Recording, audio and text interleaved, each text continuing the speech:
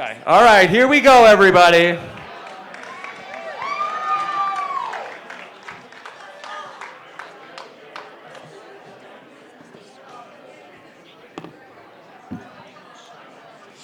Quick music test first.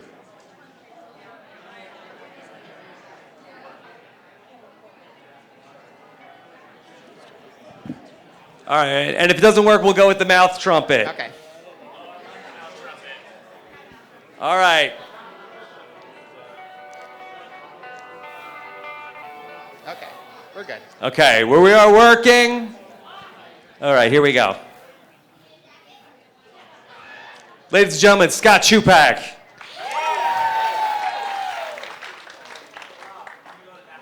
Okay. You ready? Ready.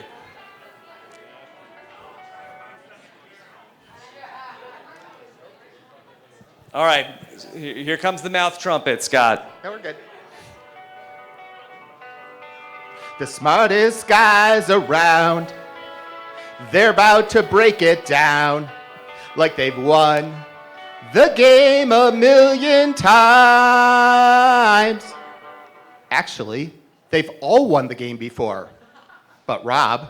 Hey, what about it's Coach? We know it all. It's the we know it alls.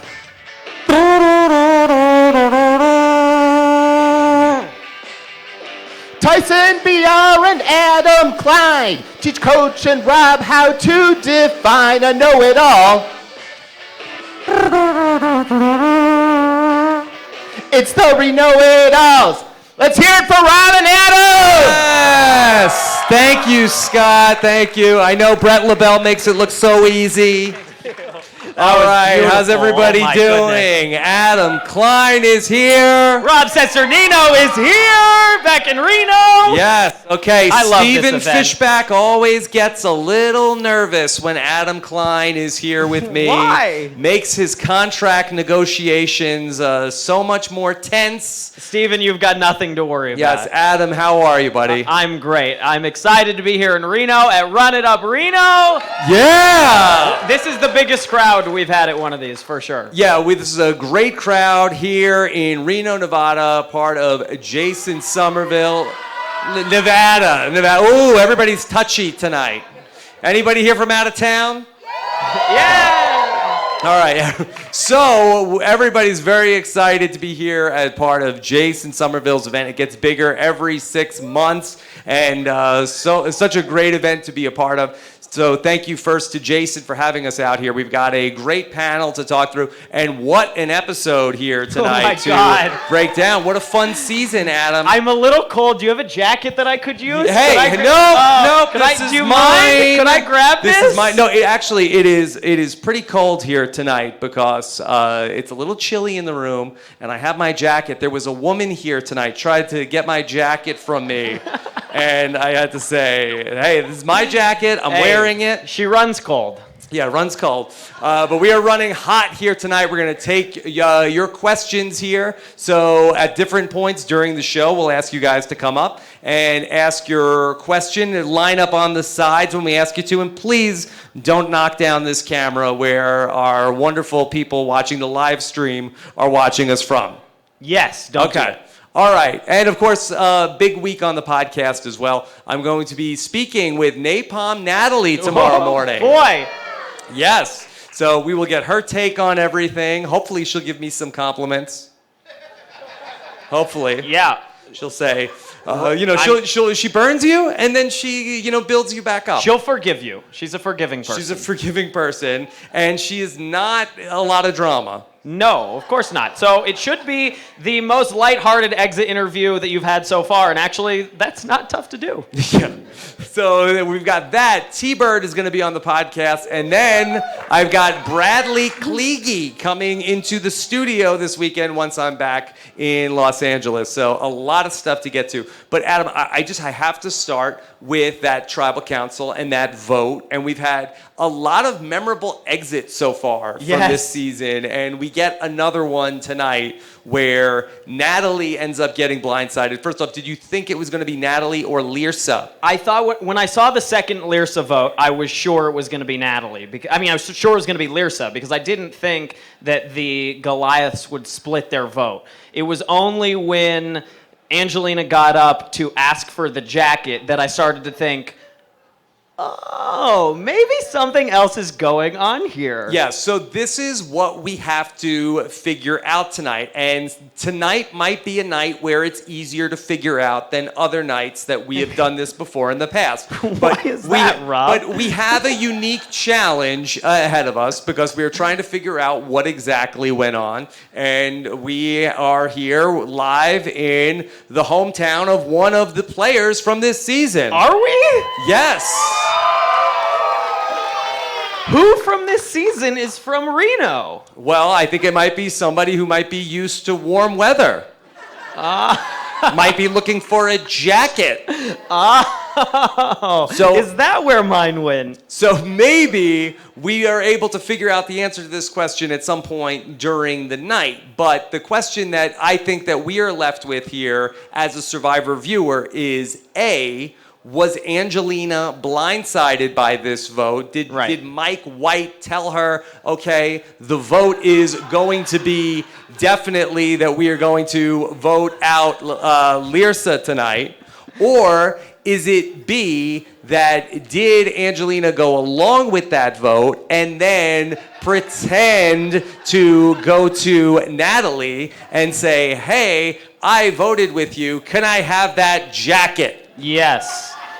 And that is the question that we as Survivor viewers will have no idea, and we may have to wait months and months to find that out. How could we possibly find out? Yes. So I would ask you that question. What do you think, Adam? I mean, my first thought when watching this episode was that there's something else going on here, and that I think I have to put a disclaimer. I am wearing the Goliath buff. I am friends with Angelina, so I am very biased, and I apologize in advance to anyone who says Adam is biased. Well, yes, I am biased, but Nobody ever gets on you for stuff on the internet, though. Never, Rob. I am biased. However, I do know Angelina, and I have to imagine that she's capable of pulling off something like this, where you may throw a vote in order to say, hey, Natalie, I didn't vote for you. Although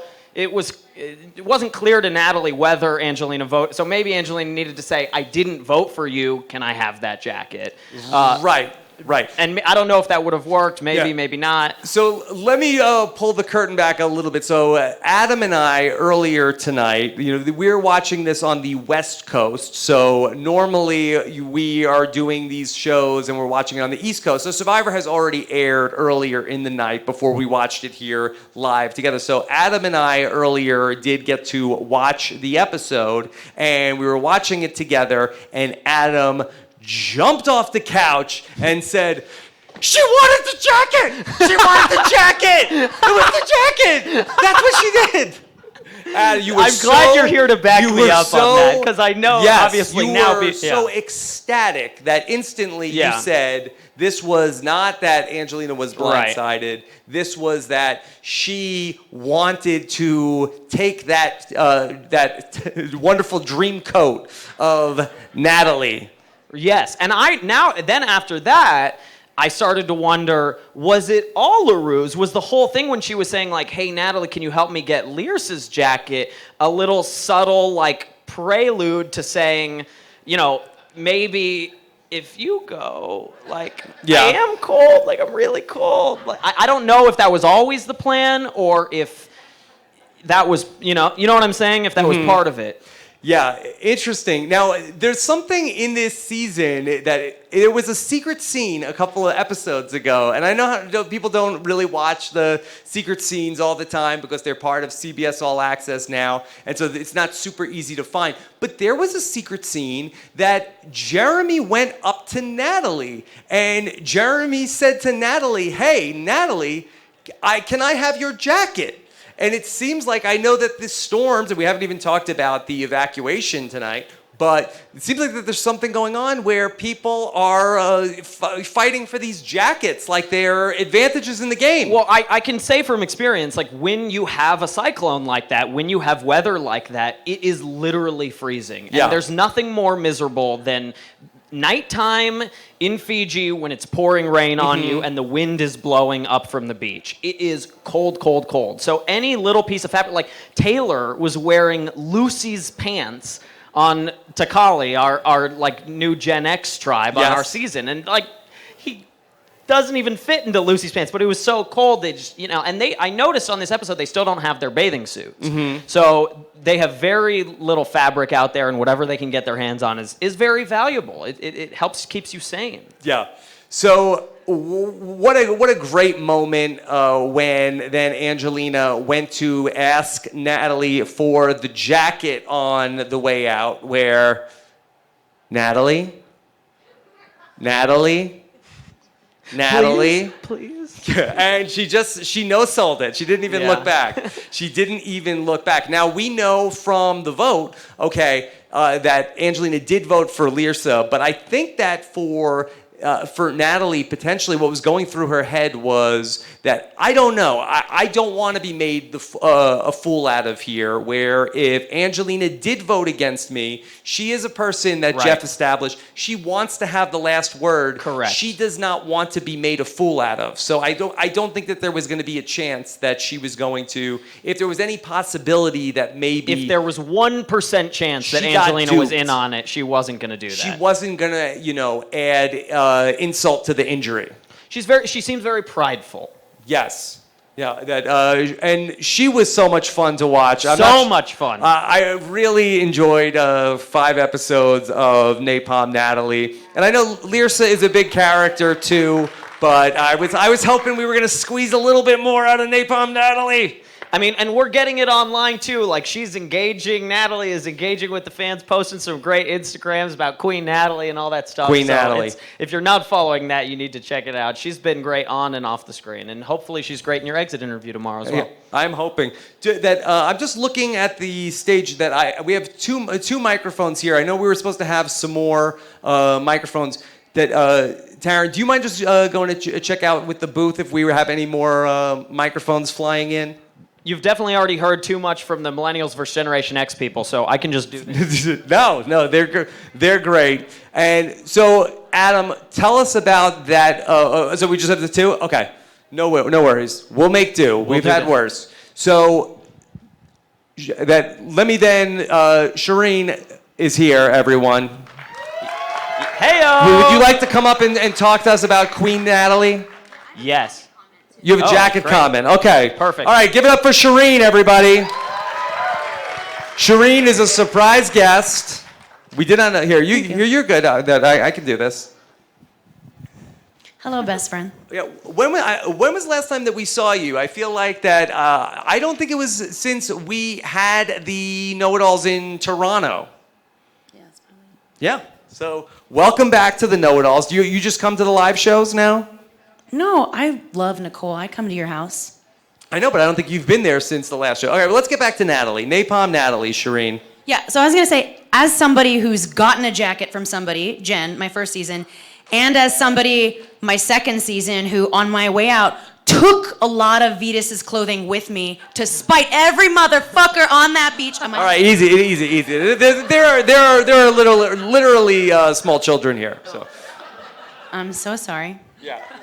I will say that, like, so Jen and I in Worlds Apart, and granted it was like a lot later in the season, but there's a thing where you definitely want somebody's jacket. Like, everyone's thinking about that, I think, every season. Jen and I had a deal where we were like, look, like, we're, one of us is going to get voted out. We're so cold. F-word cold. And so we actually like went through each other's stuff and picked, like, it was like shopping, but together of like, if you get voted out, I want this. If I get voted out, you get this. And so like, it wasn't like a, Jen, leave me your jacket. And you just hand it to him when you get voted out? Is that how you guys arrange that? Did you just hand the clothes over when you get after you get voted out? I think that you could even see when Jen gets voted out, she just hands me stuff out of her bag and and then you can see when I'm voted out, I'm decked out in no collar. I'm decked out in Jen gear. And then and actually no, I was gonna mention. So this is a thing, though. It is a thing, and so I respect that. I respect that move. Yeah. Adam, in terms of voting people out because of their jackets, they have warm clothes. Actually, let's just go back a step. Steven was tweeting about this, that he was making fun of the people on Twitter, which isn't very nice, but he was going after the people on Steven. Social media that were saying, well, why didn't Angelina bring a jacket with her? She knew she was going on Survivor. Why didn't they wear warm clothes? What's wrong with these idiots? Well, as you guys well know, and anyone who's played Survivor, you don't really get 100% of the choice in what you wear when you go out there. You submit some options, but it's got to look like you've been shipwrecked, right? You can't bring REI clothes or survival clothes. You have to wear something that matches your profession, your personality. And if that means that you're the good-looking girl that they want to be wearing a bikini out on the island, you may end up with less clothing than somebody else. Yeah, so first off, just to establish that, I think most of the people that listen to the podcast and obviously the super intelligent people that come out to see us live all know that for the most part, the survivors don't have a ton of control over what they get to wear, okay? So that is one thing. But now, if there's a person that has a lot of clothes, is that almost like are you a target if you have multiple layers? It's not who has the advantage, it's what is the advantage. What is the advantage? The advantage was that I have long johns, and it's a disadvantage. And so now I need a long johns nullifier. That's a scissor. And that takes us back to Survivor Rock, Paper, Scissors, which is coming soon. In Survivor the Amazon, when poor Christy got blindsided by some of the people that I played with, which was really not nice. Terrible. And after she got blindsided out of the game, she had a raincoat that was, we sort of were like using it as like part of the tarp in the shelter. And I was like, hey, great, let's get that raincoat that she left behind. And production took her raincoat and gave it back to her at Ponderosa. Really? Yes. That's not okay. That's old school Survivor. That's BS. Yes. So what is the rule? If a person has to will you the article of clothing? If they're arrogant enough to leave their shit back at camp because they don't think they're hey. getting voted out, we get to keep it. Please don't curse. Please don't curse. That's a Julie Chen. Yeah. So you feel like it's fair game if they leave it behind. Okay, so I should send a note to the producers from Survivor the Amazon about that. Yeah, new school producers are not grabbing anything left at camp and bringing it somewhere else. That's ridiculous. Yeah, well, I think that she was particularly upset, and so maybe they were trying to make her feel better. Well, how nice. Yes. Okay. All right. So that in terms of then, I mean, I don't know how much strategy we want to talk about the jacket, but could Angelina have sold the, maybe she doesn't work in sales like Natalie. Could she have sold the fake out of I wasn't in on it to Natalie better? She is very persuasive. She gets discounts at restaurants. Mm-hmm. Gets out of tickets. I think that was a tough sell. I don't think Natalie was going to budge on that one. It's just not worth it. I think it's not worth it to stick your neck out that much because Lyrsa's sitting right there next to you. Like, don't be like, I wasn't in on it. I totally voted for Lyrsa. Like, Lyrsa's still in the game. Like, at that point, I think she did strike that balance of like, let me have your jacket. And then when she wasn't getting it. Well, do you think that Lyrsa knew that she was going to be getting a vote from Angelina, or do you think Angelina did that without Lyrsa's knowledge? I don't think it matters. Was it worth it? That jacket has been described, or a couple of the jackets in the episode were described as $1 million jackets. Was it worth it at the cost of upsetting Lyrsa and also giving the numbers going from a Goliath strong advantage of 3 to now 2 Davids and 2 Goliaths in that group? I mean, I err on the side of like, I never think it's worth it. I think like everything is so subtle in the game and everybody's so emotional because of the lack of sleep, because of how cold everyone is, that like, I don't think it's worth it. If it's clear that Angelina knew the votes, were going in that direction, it's not worth that bad blood with Lyrsa. unless she was like super tight with Lyrsa. Even if she's super tight with Lyrsa, no, it sucks getting a vote from someone. And like, especially that early in the game, like when you're still figuring out who you can trust and who you're bonding with, I personally don't think it's worth it.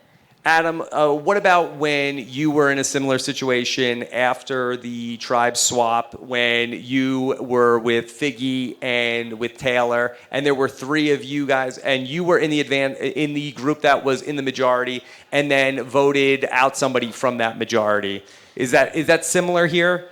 Not really. I think this might actually be an easier decision here for Mike and Angelina because they're doing it together. Whereas I knew that if I were to vote out Figgy, who was in this showmance with Taylor, there was no way Taylor was going along with it. So as I said on the show, like someone would be going home unhappy and someone would definitely be going back to camp unhappy no matter which way I went. Whereas in this case, you've got four people, presumably, if everybody actually was on the same page, potentially going back to camp together, and she's still working with Mike. And just to add to your point, it doesn't seem like Nick and Lyrsa are that close either. So, like, it's still possible that Lyrsa would be next out. Like, it doesn't seem like Angelina's next out.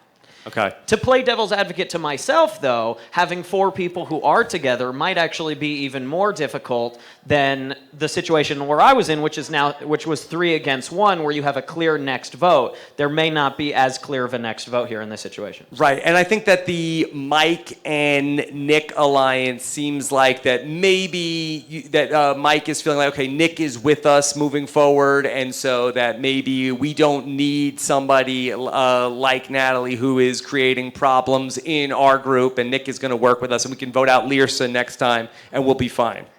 That certainly sounds plausible, yeah. Okay.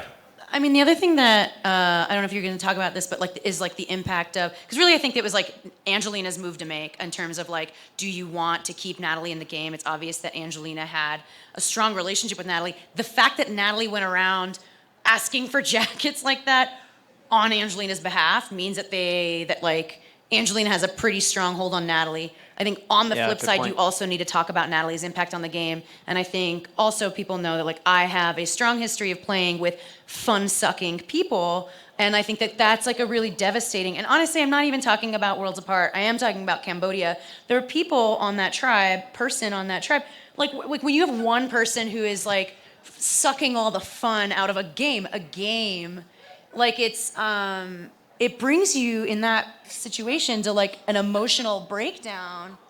All right, come back, Shireen. Come back. Okay. But that's what I want to talk, just weighing Angelina's move.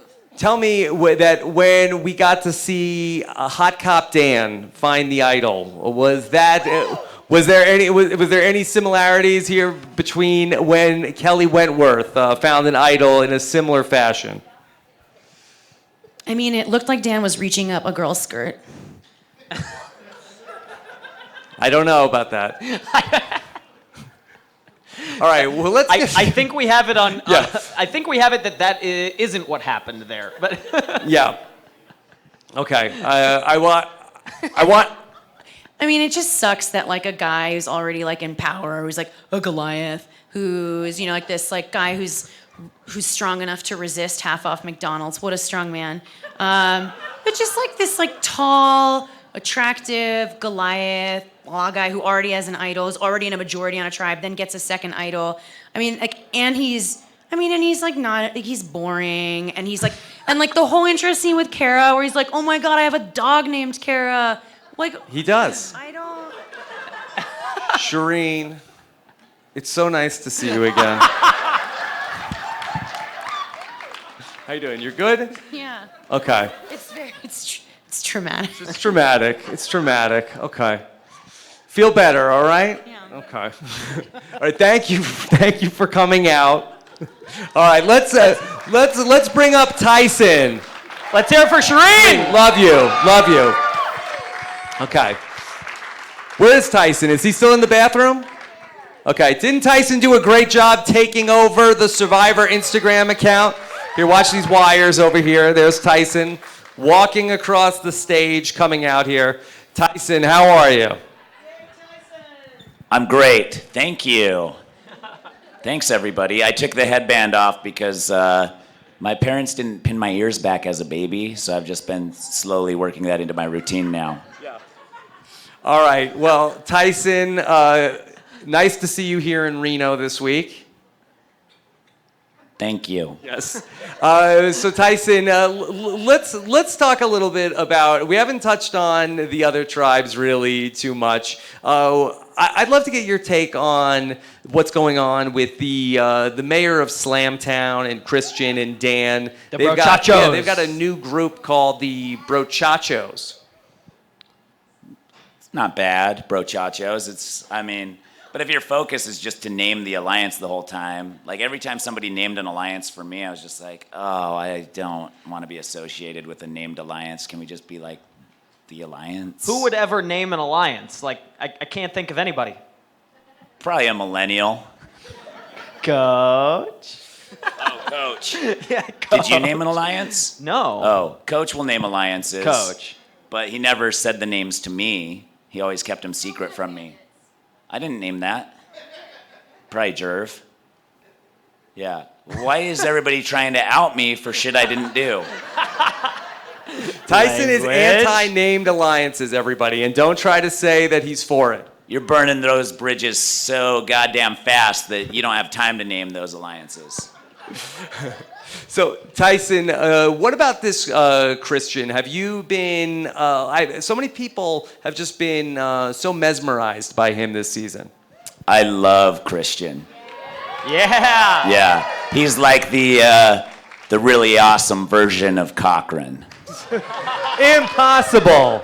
That's redundant. Is it? It is. Cochran's Very awesome redundant. too, but this guy's like, imagine if Cochran was twice as awesome. Yeah.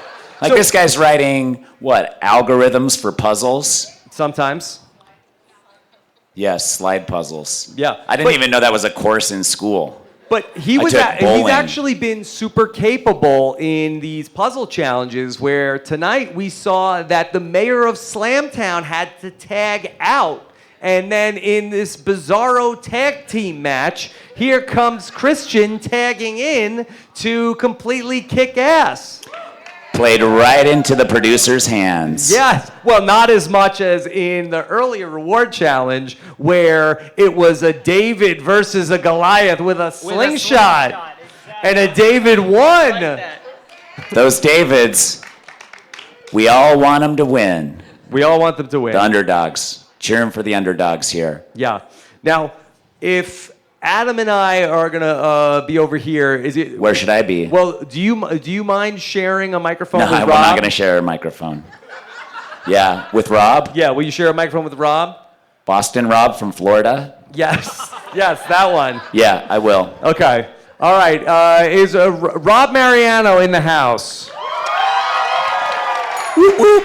I'm going to trade chairs and give you the one with the stain on it. Here he is, everybody. Give it up for Boston, Rob Mariano. Give me that. All right. All right. So, Rob, how are you doing? I'm doing good. How about those Red Sox, huh? Yeah. Yeah! Okay. I'm sorry about him.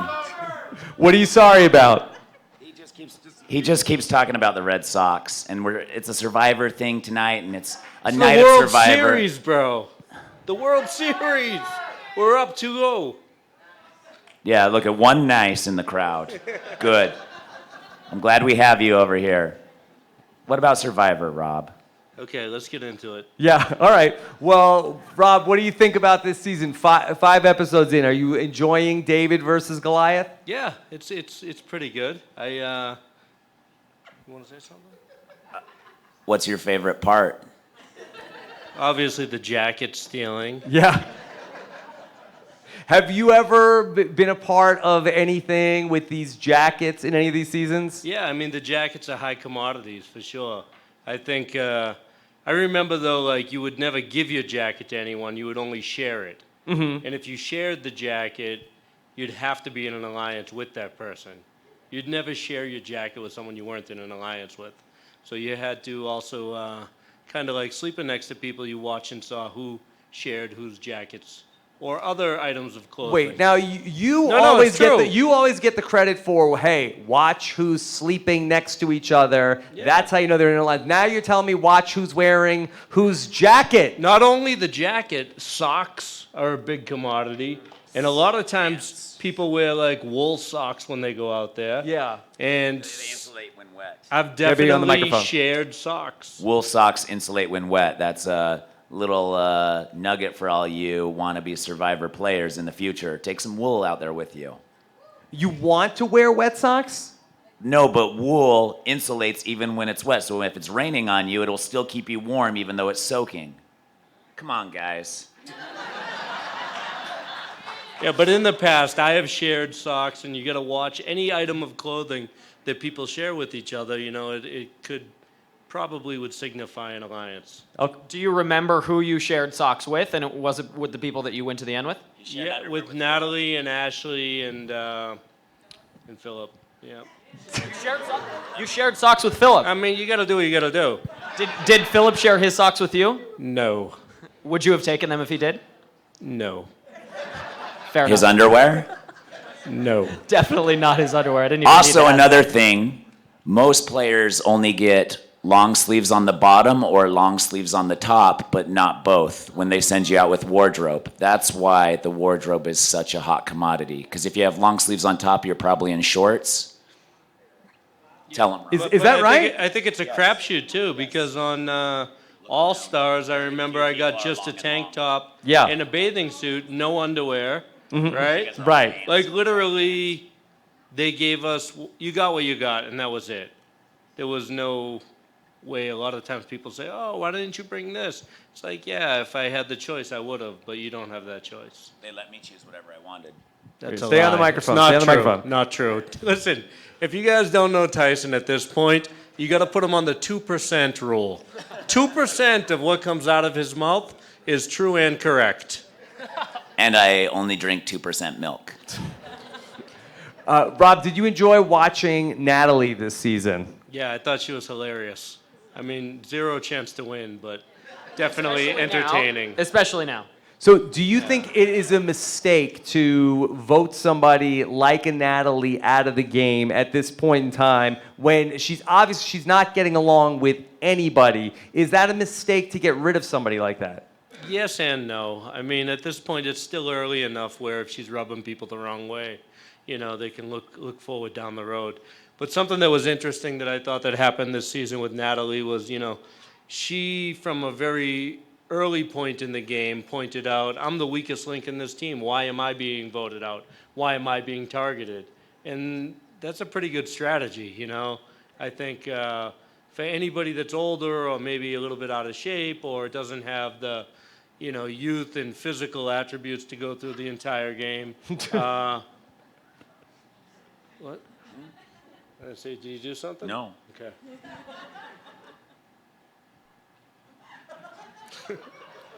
It's a good strategy. Yeah. Let's go to the reward that that group was dealing with. And so there was egg-laying hens, and they went to the Orange Tribe. We didn't really get to see them dealing with that in this episode. But then this Purple Tribe, they got, I think, was it 10 or 12 eggs from the hens. And there was a big question about what do you do with these eggs? Now, Rob, you hate eggs, right? Hate them. Yeah, but what is the right answer? Because I think a lot of people were probably watching the show tonight saying, well, what do you do with these eggs? They You can win do 12 eggs on Survivor. Don't count them before they hatch. So, what would you do? I don't care what they do with the eggs because, like I said, I don't want to eat them. I don't like them. Even on So. Survivor. Even on Survivor. Yeah, he would wouldn't eat not. eggs. He would vomit. Really? Yeah, if you can get like the smell of eggs underneath his nose somewhere, he'll dry heave. I know this. I don't know why I know We this. eat a lot of breakfast together when we come Yes, to these things. we do. I think the play obviously is to sneak the eggs and eat them yourself. That's away the move? From, yeah, I'd swallow those things whole, dude.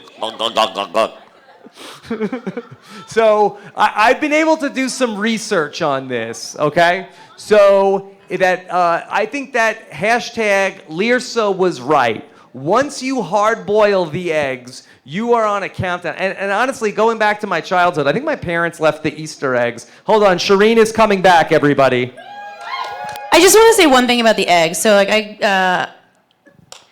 so I'm in charge of a camp food at Burning Man, and I've done this for 5 years. Tyson is too, right? You just wanted to tell everybody you went Shut to up. Burning Man, Shut didn't up. you? So I take like 50 eggs every year to Burning Man, and as long as you keep that shit, Man. it's the fucking. Sorry, I'm so sorry, Rob. Yes. Okay, I take 50 eggs for a camp to Burning Man every year in the desert, in over 100-degree deserts. To where? In a desert. Yeah, but what's the event called? Look. And those eggs last over a week. And the second, I mean, obviously Lyrsa's right, but she's right. Like, the second you boil them, that's when they actually start becoming dangerous and need to. And gray yolks are disgusting looking. Also that. Yeah, you don't want to I just eat a wanted to let gray, you know. yolky Desert looking environment, thing. raw eggs, totally fine. Thank you. Wait, what was the event called again that you went to do that? Desert. The event, yeah, okay. All right, but back to the eggs. So the countdown clock starts once you start to hard boil the eggs, and you can leave the eggs raw for longer periods of time. So unless they were going to eat all those eggs, at that sitting, this was a mistake. There's a simple solution to this. How many eggs were there? They could have just eat them all that day. No, how many eggs were there? 12 eggs. How many people? Everybody gets their own eggs. Do what you want. Oh, The end. wow. Are you opening up the risk, though, that you have, hey, these are my eggs, and hey, what happened to my eggs? Do you think you have the right to tell me what to do with my eggs? I mean, come on. What would you do? You would give your eggs away? I'd leverage them. Look, if you do split them up and you're worried that somebody's going to steal your eggs, let them steal them, because what better way to have a reason to vote somebody out? If somebody steals your eggs, like, that's reason I'd to steal get rid of those them. millennial eggs so fast you didn't know what hit them. If you stole my eggs, And it would be so obvious you wouldn't Okay. even think it was me. All right, so let's go ahead. You guys want to hear from Coach? Yeah! Yes, of course you do. Let's all right, Coach, you want to squeeze in here? All right, let's bring up Coach. Here, we can make this work. All right, here comes Coach, everybody. Look at Coach. He is a man of so many looks. Last time he was wearing the kimono. Now, here he is. He looks like $1 million. Coach, how are you? Very well, thank you, sir. Okay. So, Coach, what's been your reaction to the Davids versus Goliaths? Yeah, I like it. Okay. Can I grab this? I mean, here's the thing, right? I sit up here with these guys. They know the strategy. I just watch the game with my heart. But it's a good season because it's authentic. You know, a lot of times, a lot of these robots in the last 5 seasons, they just go out there. They want the fame or the money or the this or the that or the modeling career, whatever. And, you know, these people here, they're genuine. And that's what I like about this season. Okay. Coach, you've had some great jackets on Survivor. Would you ever give any of your jackets to anybody? Well, when you were asking, I was thinking about my first season Tyson was on, and there was a girl out there that was like 95 pounds. Her name was Debbie. And she came out there wearing like a zebra top or something. She had basically no clothes, just a blouse. And I had a nice suede jacket, okay? And so I'm from the South. How much did it cost? I don't know how much it cost, man. So anyways, a sweet jacket, black, and I was sleeping with it at night, and I was still freezing my ass off, man. It was cold at night there. It's like 120 during the day and then freezing at night. And so anyway, she said one time, because she was sleeping next to me, she was like, Coach, I'm freezing. Can I just have your jacket? And I grew up in the South. I'm very chivalrous, you know, and it went through my head, and I was like, sorry, I can't do it. This is different. No, that's not how it happened. He was using his jacket as a pillow the time she asked for it. He wasn't wearing it. And she asked him, and he said, no, I need it as my pillow. That makes it worse, right? That makes it a lot worse. But I also respected it because it was, so courageous. She tried to vote me out like 3 days later. Yeah, but she couldn't stop you. You were a tank, bro. would you change what you did knowing that she then tried to vote you out? No, because I still won. I mean, Did you? I got farther than her. Fair enough. Yeah. I mean, getting further than somebody could be a personal win, but it's not the win. Yeah. All right. So I want to go back to the Orange Tribe because we really haven't talked about them too much. And I thought there was some interesting stuff that was going on there after last week's vote where Natalia ended up being the person going home, where Alec and Kara, they were together on the Goliath tribe, but then Alec ended up blindsiding Kara, and we saw Kara working to throw Alec underneath the bus. Rob, is that the right move for Kara to be doing, to try to throw Alec under the bus, or should she be trying to rekindle what's going on with Alec from when they were on the Goliath tribe? Yeah, I mean, at that stage, you can't really play with each other anymore, so it's kind of like survival of the fittest. Although, if they were to team up, if she could trust him, then it's better to try to pull somebody over versus the other way around, versus trying to cut her throat. Adam, I thought that was interesting where then we saw she went to Davie, and it seemed like that she made some inroads with Davie in terms of, hey, okay, that's a good idea. Let's throw Alec under the bus. But then Elizabeth, who Kara seemed to have a better relationship with last week, said, hey, I think I need Alec more. Alec talks about how he wants to work with the Davids, and so I think I need to get rid of Kara next.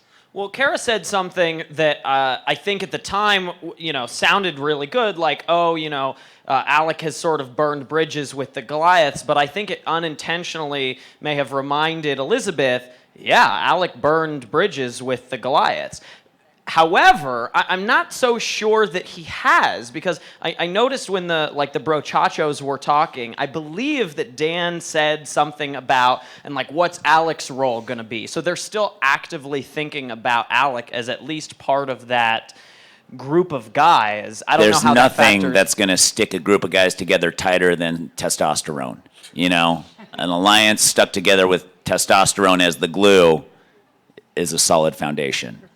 I think Davie, though, is just right. I don't know how to respond to that, so I'm just going to talk about Davie.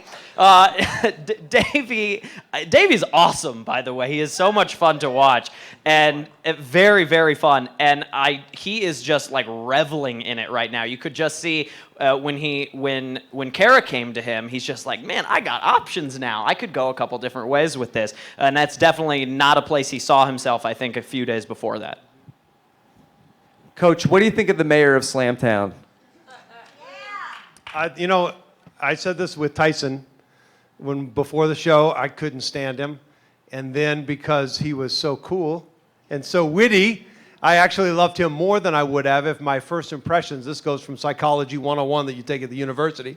If you think somebody's going to be bad, but then it turns out they're good, you love them even more. So I thought that guy was going to be a total clown. Right, Mayor of Slamtown, looks really good. I wish I looked like him, and you think he's going to be a Story total of my douche. life. And he's really authentic. He comes across genuine. So I actually dig him. He's got the looks and the charisma. If you were to be in alliance with the mayor of Slamtown, what would be the name of that alliance? Man, I can't. You can't. Rob, you did what do you think put the me name on the would spot. be? It takes me days to think about. Okay, think about it. Can we come back to Coach at the end? I feel like that has to be an alliance. If not right now, then in a future season of Survivor, maybe. How about that? I'll channel it. What about just the coaches? The bros. I feel like that, the three of you, the guys, Rob and Tyson, the coach, you guys all played together. I feel like that there's probably a bunch of stories from your time together that people would love to hear. Tyson, is there anything that comes to mind? Do you have a good story when you were reunited with these guys from your time together? Yeah, I remember when in Ponderosa, Coach had to stop and hug me, and we were trying to avoid each other the whole time. And I was so shocked by it that I bit my lip right before the game, and then I had this huge canker sore because I was already so nervous about playing. So then I go out there and my face is all swollen from this canker sore that wouldn't go away because now I can't brush my teeth or clean my mouth. And yeah. And then we were out there, and Coach kept pulling me aside. But then it was like at night, so they'd turn the lights on your faces, and everybody'd see him and I talking over in the corner. I was like, Coach, stop talking to me right now, because Boston Rob's seeing this, and I don't want him to get jealous. So, like, before you leave to go on Survivor, everybody's pretty hyper aware of everything that's going on. You travel as a group, you get on the airplane together, you go to location, then you spend like 3 or 4 days, at location, going through press interviews and everything before the game starts. So on Heroes and Villains, it's always obviously has been a bunch of people that have played the game together. And so everybody knew that Tyson and Coach had played on the same season before. So they were an obvious target to watch to see if they were going to be on the same team or not, if they were going to be friends this season, how their relationship was or not. And then here we are sitting at LAX, and we notice that Tyson and Coach have the exact same sneakers on. Like they went sneaker shopping together. I sent the link to the shoes to him. Oh, actually, I bought the shoes for you, huh? Yes. Anyway, it was a dead giveaway. Everybody noticed it. Everybody saw it. Wait, But I still lured him into my alliance, even still. So it wasn't a coincidence. You bought the same shoes and said, "Coach, wear these," and then these are our secret best friend shoes. They were different colors. They were just some running shoes that I liked, and they were different colors, so they were a little bit different. But it was intentional. Not to wear the same shoes out there. I just chose the same shoes because we both liked the shoes, right? It's not like I called him and was like, "Okay, so we're gonna wear yellow tops and wear those shoes. Remember to wear the shoes. Don't forget the shoes." You might not have called him, but it seemed like you did when you guys showed up at the airport sporting the same outfit. How jealous were you? A little. Rob, before the game, man, I'm not. See, you're talking about gaming before the game. I'm clueless. Before the game, I'm writing down so many quotes from Martin Luther King and Nietzsche. I'm not paying attention to anybody else, man. Is that true? Do you study up on quotes before you go on Survivor, so you have a few? Every time you ask me a question, I'm basically a borderline moron, okay? I'm not smart. So before the game, in order to look smart, I have to quote all these people. And so I'm literally on the airplane, and I can't just memorize it, so I'm writing the same damn quote 100 times so it gets in my brain. That's amazing. Like Bart Simpson. Along those same lines, I tried reading the Old Testament because I thought those quotes would be funny, but I only got through like 2 verses and was like, I can't do this, dude. This is really boring. I have another funny story. Go for it. And then I want to have people line up to start asking some questions, okay? Okay, so Line up on the sides if you have questions for anybody, okay? again, this was like after Heroes and Villains, and before you study and you speculated on who's going to be out there and everything, and Tyson was out there, and I didn't know much about him except for what I saw on the TV the first time around, and he kind of had a little bit of an abrasive TV personality, and but I was trying to figure out something I could connect with him on, and I had recently read the Lance Armstrong autobiography, and I knew that Tyson was a bike rider. So one of the first things I say to him, you remember this? Yeah, when I got on the island was, hey man, I just read Lance Armstrong's book, and have you read it, and what do you think about it? And what did you say? I said something about him being a cheat and an asshole. This was before he came out as a cheat. But he was like, yeah, dude, I hate that guy. I can't stand it. I didn't read the book. I read the preface, and that was it. And I was like, okay, true to form, he's a dick. But the fact that he didn't try to BS you and act like that he liked him, but did that endear him to you? Of course it does, because I can appreciate honesty in people that are themselves, and Tyson has a personality that's very dry, very witty, and I think it's probably why we became friends. Yeah. Oh. What do you think of that, Coach? Best friends. Yeah, you can tell they're besties, man.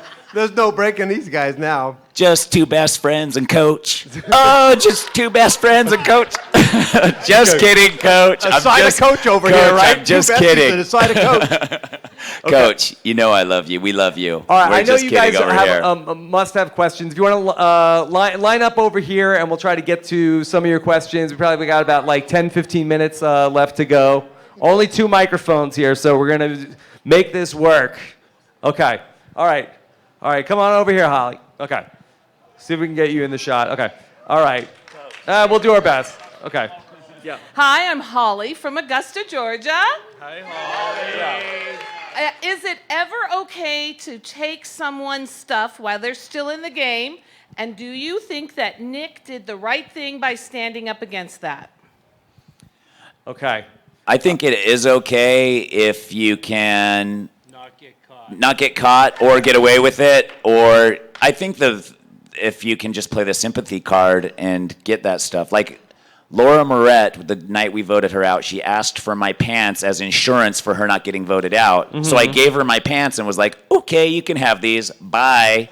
And then I was stuck with just underwear and a swimming suit, but to me it was worth $1 million. Yeah. So and Sierra gets all the credit for voting out her mom, but you voted out your pants, and I don't think that anybody. And that was even more. That. And then You're the game changer. Yeah. Why wasn't I on Game Changers? Just kidding. And then I had to wear Colton's sweater as my pants. And the one night Caleb decided to take them away from me and put them in his bag was the night we voted Caleb out, and I was too afraid to steal them from his bag, knowing he'd know something was awry. Okay. So I still haven't gotten that sweater pants back yet. Okay. All right. Thank you so much, Holly. Great question. All right. Had a hole in the bottom, which was perfect. Okay. Well, we'll see what we can do. Okay. All right. Hello. How are you? Good. I'm Sarah from San Francisco. Yes. And Sarah, should we say happy birthday to your mom, Francine? Yeah. She came all the way from Los Angeles. Happy birthday! We can't sing the song, or we have to pay the royalties. No, okay.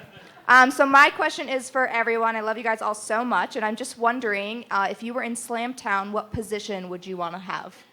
Coach, have you thought about what office you would run for in Slamtown? El Presidente. The president of Slamtown. You'd outrank the mayor? Absolutely. Okay. If I think I have some type of control, then I can maybe get a little bit farther, become the real coach out there. Okay. Adam? I'd like to be ambassador. So that, because I think Slamtown is not a place that you want to go. Like, you only go there if you get slammed. So I'd like to be the one guy that can leave Slamtown. Not the ambassador of abs?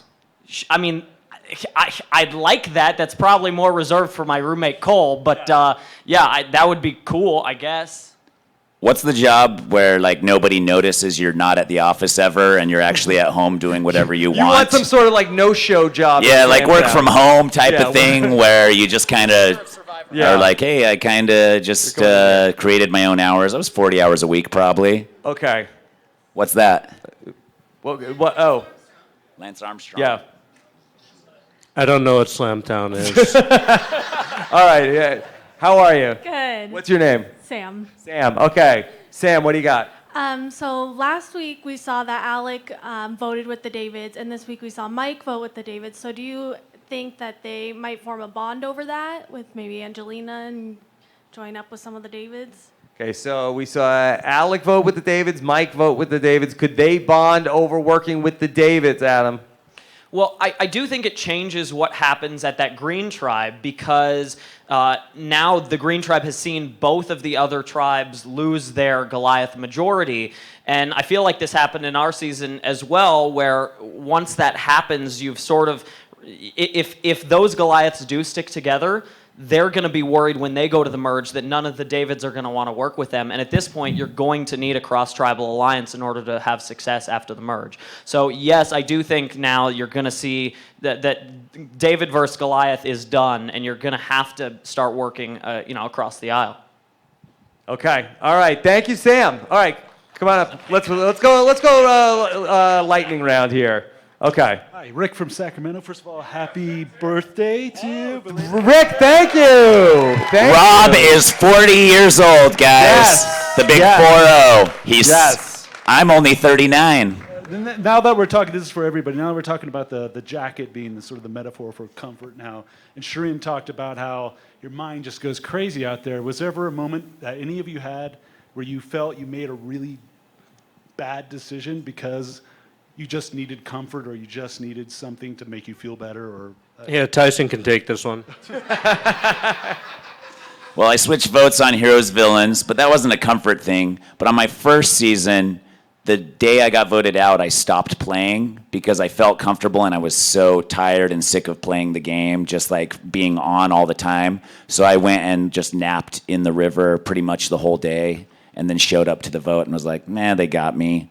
So it does happen. It happens all the time. And there is a part of you that's just like, at some point, the consolation prize is getting out of there and getting food. Rob, was that time that you told me to leave the long pants that I had at Tribal Council before we went that one time also? No, that was actually the correct move at the time. My apologies. All right, what's your name? I'm Loam. Loam. Okay, Loam. What's going on? Come in here so people can see you at home. Okay. All right, didn't mean to rhyme. Yeah, it's all right. So we got a taste of it last episode with the conversation between Elizabeth and Kara, where they bonded a little over religion. With a season called David versus Goliath, I thought there'd be more religion this season. What determines whether a tribe or a group has spirituality or religion be a part of the game? Coach? I can field it. Field it. Tyson? You just have to go with whatever the masses are doing. Like Tina wanted to like do prayer every day, so you just kind of got to stand there and do it and know that everybody is going to see you on TV doing that, which is fine, but then you receive your earthly reward and not the rewards from heaven as you're proclaiming your faith in God to the masses. That's my take. I was embarrassed to do it, but I had to do it. Not that I am a man of no faith, that's neither here nor there, but do that in private, please. He's going to hell. Religion actually played a pretty significant role in our season, even though it didn't make the air. It just wasn't on the show. But we like the Millennial Tribe prayed before challenges. It was a very religious tribe. But then the two Jews got to the end. So, yeah. Okay. Hey, how's it going? Good. How are you? What's your name? Okay. I have a question for Adam. So every post-swap tribal, someone from the majority has voted out someone else from the majority. This happened every post-swap tribal from your season. Is there a general benefit, you think, to that, or is it always case to case? Always case to case. Casey Kasem, as he said? Yeah. Always case to case. No, I think it totally depends on who you're with and what the makeup of the tribe is and what's happened before you. Like I said, like if everybody else has voted out somebody from their own, then all of a sudden it's like, okay, well, maybe I need some people from the other side as well. But if you really trust the people that you're with, you don't want to sacrifice them as well. So it's all about, who you trust the most and who has the relationships that will help you build a larger than half majority at the merge. So sorry if that's not a perfect answer, but yeah. Okay. All right. Get over here. Stefan. Nice shirt, Rob. Thank you. All I want to say was that Angelina was freaking baller tonight. That's it. Did anybody like Angelina tonight? Good. Okay. Okay, that's it. That's all I wanted to say. That was it. Okay, good. That was quick. Not a question, bro. Okay. How's it going? What's your name? Mike. Come on over here, Mike. All right. Hello, sir. I'm always just curious about when Jeff comes in and tells you, hey, here's the new tribe and who got voted out. Does that open up gameplay when you see that someone from the majority tribe was voted out? Does it kind of make you tighter because, is that someone from my old tribe? What does that feel like when you first see that, the person that was voted out, and how does that affect your game? Anybody want to field this? Yeah, I think it depends. It depends who actually got voted out, if they're within your game plans or not. A lot of times it's expected, and sometimes it's not. You're obviously bummed if one of your alliance mates gets booted off, but in the beginning, I don't think it really matters, right? I mean, I don't know. But no, I think it does affect your gameplay if they're on a tribe that you're on and they're in your inner circle and then they get voted out, or you see the tides are shifting for the Davids on a certain tribe, and then another tribe as a David, that gives you hope on the last tribe that still doesn't have the majority. And so I think that then gives everybody the hope to do the switch and maybe start playing a little harder. So I think it gives the underdogs hope when they see some cracks in the majority. Okay. Hi, my name's Shyla. I'm from Minneapolis, Minnesota, and I'm thinking about auditioning for Survivor. Do it. I'm gonna. And the thing I wanted to ask you, and I might be screwing myself right now, but I'm a living kidney donor, so I donated a kidney. Would you hide that from everybody, or how would you handle that when you get... In casting, you should definitely ride that train, but on the season, you should hide any good deed you've ever done in your life, because you don't want them to think you're too good of a person so that everyone's just going to give you the millie. What was Eliza's first season with Amy and Leah? Vanuatu? Leah was a kidney donor, and she put that in her audition video. She's like, I donated my kidney to my dad. Who? But did she Leanne? use it on the show? Okay. There you go. The kidney? No, I don't think so. Okay, all right, come on. Well, she over probably here. All used right, the last couple questions. Okay. Yes, how are you? Doing good. How about yourself? I'm doing great, thank you. Okay. All right, so Shireen included, if you could put yourself on a season, which would it be and who would you switch with? We put ourselves on this season? Put yourself on any season. Redemption Island, I'd switch with Boston Rob. That's pretty good. Yeah. You'd win, All right. right? Easy. Yeah. Adam? I would probably say Redemption Island, Boston Rob. But besides that, probably Cagayan and switch with Spencer, because that was the first time I saw somebody on the show where I was like, that could be me, and I watched it, and I was like saying the same things that he was saying on the show. So I was dreaming about that in that moment for sure. Yeah. Nothing against Spencer. I would love to play with him as well. I'd probably say Africa. I'd switch with Lex because the rewards were so badass and like tribal, indigenous. So I like that. It's cool. You would finish third. That's one I'm worse. destined for that. I'm destined for it. I thought you were going to say I'd go back and do me again, but just a little bit different. Okay. All right. Shireen, did you want to say? Did you have one? Let Rob yeah. Season 1, I'd switch with Dickie Hatch, right? Right? Yeah, that's the best one. Okay. I would do Pearl Islands. And I know I wouldn't rob you of Sandra. No. I would switch in for Krista to be Sandra's like #1 ally and cast a winning fucking vote. I'm so sorry, Rob! Okay. To cast a winning vote for Sandra. Okay. Hi, I'm Steve from San Francisco. This question's from my wife, Jane, who couldn't be here tonight, unfortunately. What is the most profound changes to the game that have happened since your first time on Survivor? And have they been good or bad? Definitely for me, idols. I mean, there were no idols in the beginning, and now it's like a major integral part of the game. Adam, what about you? What's been the most profound change to the game since you've played? Has it changed that much? I don't know that it's been that long. Go with these guys. It's Coach, anything ring a bell? Well, I mean, the last time I played, I took an alliance of 3 on day 1 all the way to the end, and that doesn't seem like that happens anymore. Loyalty is... That is true. And also, they mix it up so much now that you really have to be on your toes and be in tight enough with everybody that you can shift when the tides turn. Okay. All right. Well, I think we only have time for maybe one or two more. Okay. All right. Real quick. Hi, I'm Anna, Angelina's mom. Okay. All right. He actually had my question already asked, but I'd like to ask, in watching the seasons, 18 years here, who has been your favorite person outside of your wife, Boston Rob, and outside of my daughter, Angelina? Who has been one of those players that you admired and said, wow, if it can't be me, I'm glad it's them? Or is there someone that sticks out? Okay. Outside of the wonderful people that are here. Okay. Tyson. Coach will always loves Tyson. The truth is Rob Sesternino is definitely one of those people. You're pandering. Such You're a pandering. brown-nosed answer right there. I am. I'm These millennials and their brown nosing makes me sick. There's a reason I got straight A's, Tyson. No, I do think, like, from the very beginning, like I was talking about with Spencer, like, you showed me that you don't have to, no offense, be the biggest or the strongest guy out there in order to be successful in the game of Survivor, and I think you. But you can be the biggest and the strongest. Wait, I'm not It's big okay to or be the biggest strong? and the strongest. Now you tell me. Thank you, Adam. Thank you.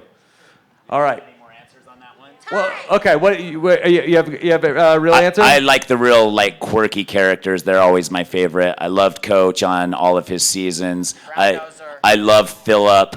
I loved the astronaut lady. What's her name? The gymnast, astronaut, engineer. Oh, Debbie. I love Natalie this season. It's just like you get all those characters on one tribe in one season by themselves, and oh my God, that's what my heaven will be if there is a God and He's up there listening to me right now, trying to design my forever post-existence. Okay. I want it to be a TV with those guys on it. Okay. And the karaoke contest needs to start, so let's go. All right. Last question. It's got to be a short one. Okay. So we all know that the elements there of Survivor are very difficult. What's been the hardest element that you did not expect to overcome for everybody? What's the hardest element? Sleep deprivation. Okay. All right. And then this lady is giving me dirty looks that I said it was the last question. So come here. Well, sir. Anyway, my question to Survivor contestants is, as reality shows go, right now we have Grocery Store Joe, who made it to Dancing with the Stars on one episode. Is it hard, being that you guys don't get a ton of sponsorship? If you don't win, you really don't get a lot of things. What makes it worthwhile going on and actually competing for this title? Go for the adventure. Okay. Or win the money. I think we go to win the money. Yeah. Do you want a 1 in 20 shot of winning $1 million? So you're saying that everybody goes on The Bachelor and everybody becomes successful on The Bachelor? Yeah. Coach, should we have gone on The Bachelor? Yeah, right. Yeah. Okay. Going on the show will not make you famous unless you're like one of these 4 guys, probably. It's not going to do that for you. I literally got recognized for the first time at an airport on my way here, even while the show was airing. But what it will give you is the adventure of a lifetime, and Survivor is the greatest game ever invented, and I would recommend it to anybody. And you're right, it's not fair. Survivors should get more. It's messed up. This was messed up. Okay. The system is broken. No. Okay. Thank you guys so much for coming out to see us. It's such a thrill to get to do this. We're very lucky that you guys come out and see us. So we've got karaoke coming here in Jesse. How many minutes? Check. There we go. Karaoke's going to start around like 10:30, 10:45. Okay, so they need to break down this room so we can do karaoke here. So any notes for the people here, Jesse? Yes. If you brought a drink, please pick it up. We don't have a cleaning crew coming in. We just have guys who are going to stack our chairs, move them out. So please grab anything you brought in. Please step out, even downstairs. Okay. And please watch my camera also before everybody is leaving, because we're still live. We're still going. I did not end this podcast, okay? All right, so Adam Klein, thank you so much for co-hosting with me. Thank you for having me. And if anyone's still here on Friday, we're going to be playing, so these survivors are going to be playing a charity free roll if you're still in Reno or want to watch it online on the stream. How do people watch it online? RunItUpReno.com, I think. RunItUp.tv. RunItUp.tv, and there you go. Stream on there, right? That's correct. And tomorrow night we're going to have open mic with Tyson and Joe Stapleton from PokerStars.tv and everything. All right, now I'm just talking to the people at home because nobody here is still listening to me. Thank you guys so much for watching us. Thank you. It's been such a pleasure to get to come to you live. Didn't Tyson do a great job on the Survivor Instagram? Yeah. Tyson, Taryn, give us a little flavor of what's going on here. Can we? We had a great crowd. People are wandering around, part of Run It Up Reno. They were in an Edge nightclub, beautiful place. Come on out and see us if you're in Reno. This was completely free, part of Run It Up Reno. So we had a great time. Hopefully you guys were able to enjoy all of this. I've got Natalie coming up tomorrow morning, T-Bird as well, Bradley on the voicemails, and then the Week 5 Wiggle Room. So it'll be a great week. Thank you guys so much for watching all of this. It is a great treat. Thank you to all of our guests tonight, Shireen, Boston Rob, Tyson Coach, Adam Klein. Take care, everybody, and thank you so much to Scott St. Pierre putting together the podcast, and Taryn Armstrong filming behind the scenes, everybody. Taryn, you have anything to say? My jacket. Thank you. Thank you. Take care, everybody. Bye.